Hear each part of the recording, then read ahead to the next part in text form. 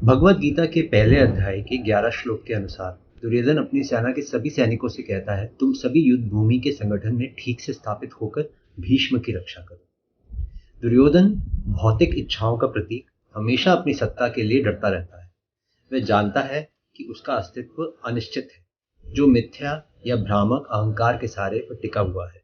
यदि अहंकार एक बार ध्यान के सैनिकों के हाथों पूरी तरह हार जाए तो आत्मा अपनी संपूर्ण स्थिति को याद करेगी और फिर इच्छा और भ्रम की सेनाओं का संपूर्ण नाश करेगी। अहंकार भ्रामक प्रभाव व्यक्त करने और आत्मा के सैनिकों को हराने में इतना शक्तिशाली होता है कि दुर्योधन अपने सम्मानित गुरु द्रोण को भी आदेश देता है कि वह अहंकार की रक्षा में खुद को स्थापित करे। इसलिए दुर्योधन भीष्म अहंकार की रक्षा पर जोर देता है। वह जानता है कि यदि द्रोण संस्कार और बाकी की इंद्रिय सेना द्वारा दृढ़तापूर्वक रक्षा की जाए तो मूल अहंकार चेतना को मारना बहुत कठिन होगा। हमारे जीवन में इस शिक्षा को लागू करने का एक तरीका यह है कि हम स्वयं को इस भौतिक वासना और अहंकार के बंधन से मुक्त करने की कोशिश करें। हमें अपनी आत्मा की स्वतंत्रता की खोज करनी चाहिए, अपने भौतिक वासनाओं और अहंकार के बंधन से मुक्त होने की खोज।